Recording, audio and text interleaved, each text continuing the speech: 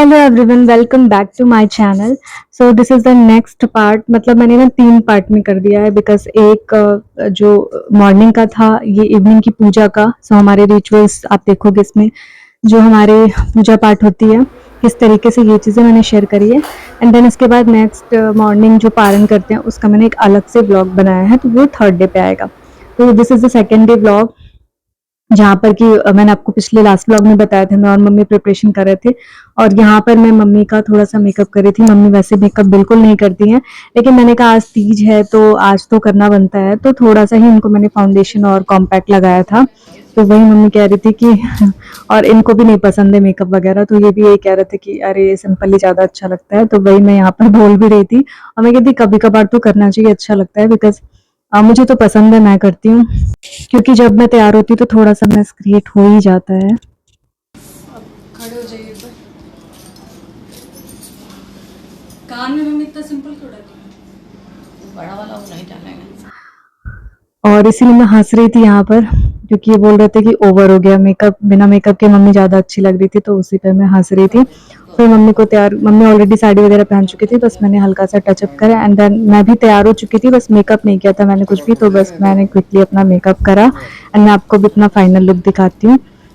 मैंने ना actually foundation लगाया हुआ था और तभी मम्मी आ गई, तो मैं मम्मी का टचअप करने लगी, तो मेरा फेस बिल्कुल वैसा लग रहा था वाइट वाइट से, तो वही ये चिढ़ा रहे थे, एकदम चुड़ैल जैसी लग रही है, भूतनी जैसी। तो उसी पे मैं हंस रही थी यहाँ पर। और ऑब्वियसली आज जब तक ब्लेंड ना करो तो मेकअप कैसा ही लगता है, तो यहाँ मैं प्रॉपर ब्लेंड वगैरह करके अपना मेकअप कर लिया and this is my final look. कैसी लग रही मैं, प्लीज मुझे कमेंट बॉक्स में जरूर बताइएगा। मगर हस्बैंड से तो पूछने का कोई फायदा नहीं, बिकॉज उनका कहना होता है कि आप सिंपल ही ज़्यादा अच्छे लगते हो, ज़्यादा मेकअप करने की ज़रूरत नहीं है। हालांकि मेरा मेकअप हमेशा नेचुरल ही रहता है, मैं बहुत ओवर मेकअप नहीं करती हूँ। अब यहाँ पर मम्मी पूजा पर बैठ गई थी और जो भी साड़ी वगैरह चढ़ानी थी वो मम्मी मंगा रही थी कि लेकर के आओ सब।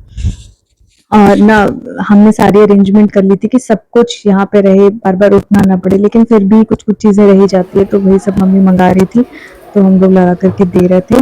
एंड देन इसके बाद मम्मी यहाँ पर, मम्मी जल वगैरह चढ़ा चुकी थी, तो अब हम पति पत्नी यहाँ पर जल चढ़ाएंगे। तो ये शिव परिवार की हम पूजा करेंगे, यहाँ पर जल दूध दही ये सारी चीज़ें चढ़ाएंगे, फूल फल अर्पित करेंगे।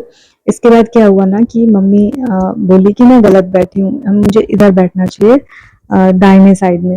और उनके बेटे आर्ग्यूमेंट कर रहे थे नहीं, बाएं साइड में पत्नी को ना वामांगी कहा जाता है, तो बाएं साइड में रहना चाहिए, कहते नहीं पूजा के समय दाहिने साइड में रहना चाहिए। तो ये कंफ्यूजन हो गया था, फिर हम लोगों ने अपना स्थान चेंज करा, मैं इधर आ गई और इस तरीके से हमने फिर पूजा पाठ करी। और इसके बाद ना हम लोग गौरी मैया का श्रृंगार करेंगे।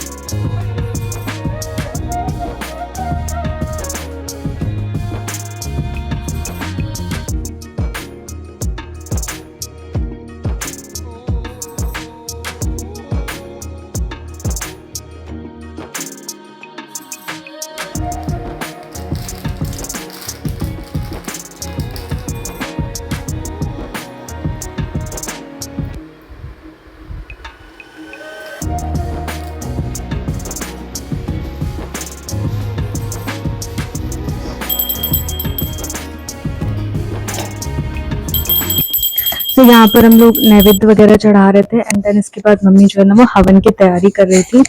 और फिर इसके बाद हम सब लोग हवन करेंगे एंड देन उसके बाद हम सब मिल करके आरती करेंगे। यहाँ पर मैं अपनी मेहंदी दिखाने लगी कि मैंने अपनी मेहंदी तो दिखाई ही नहीं, क्योंकि मम्मी की मेहंदी जब मैं दिखा रही थी तो मैंने सोचा कि मैं अपनी भी उसी समय दिखाऊंगी, बट वो मैं कर नहीं पाई थी रिकॉर्ड। तो इसलिए मैं जब इसी टाइम मैं वो ट्राइपॉड हटा रही थी, मैंने सेट कर दिया था कैमरा, तो वही मैंने देखा तो मुझे लगा कि चलो मैं दिखा लेती हूँ। और आरती ना मैंने ओरिजिनल वॉइस में रखी है, तो आप सब देखना आरती हम पूरी फैमिली ने मिल करके आरती किया है। एंड देन उसके बाद हम मंदिर के लिए जाएंगे, तो वो आपको शायद नेक्स्ट ब्लॉग में देखने को मिलेगा, बिकॉज ब्लॉग बहुत लंबा हो जाता है, इसलिए मैंने इस ब्लॉग को बस आरती तक ही रखा है। देवा माता जाकी पार्वती पिता महादेवा सूर श्याम शरणाय सफल की सेवा सुखकारी दुखहारी जग पालनकारी आवे प्रेम सहित गावे कहत शिवानंद स्वामी मन भजत हरि हर स्वामी मन वांछित फल पावे ओम जय शिव ओंकारा। ओम यहाँ पर मैं पूरे घर में आरती दिखा रही थी। और अगर आपको मेरा ये तीज ब्लॉग अच्छा लगा then please do subscribe to my channel. और इसके बाद हम तीज व्रत की कथा सुनेंगे। तो हमेशा से ना पतिदेव ही जो है वो कथा सुनाते आए, जब से मेरी शादी हुई है तब से, तो वही कथा सुनाएंगे और मैं मम्मी जो है मिल करके कथा सुनेंगे।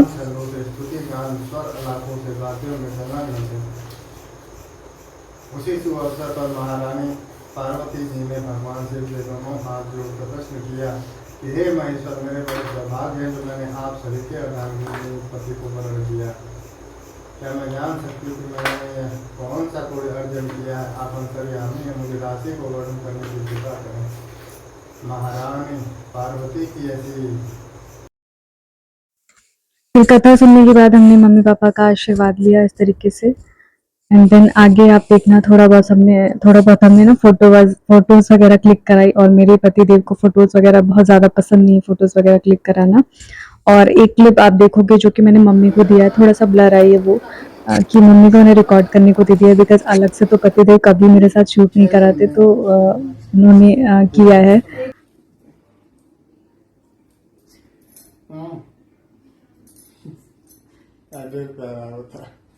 स्टार्ट। चल अब आप मेरे को उठाओ। सारी नौटंकी तीज और करवा दो तो उठाओ यार। क्या उठाई? उठा। उठा।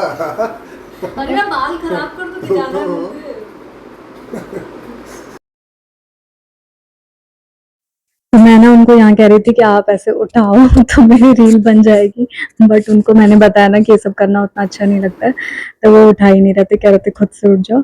और यहाँ पर मैं माता रानी को प्रणाम करने आई थी। यहाँ पर अखंड जोत वगैरह हमने जला दी है। जब स्टार्ट की थी ना तभी हमने अखंड जोत और कलश दीप वगैरह जला दिया था। अब मंदिर जाने के लिए हमने अपनी थाली सब सजा ली है, तो अपन निकलेंगे मंदिर के लिए। और आगे का नेक्स्ट ब्लॉग आपको देखने को मिलेगा नेक्स्ट पार्ट में। Subscribe to my channel. Bye.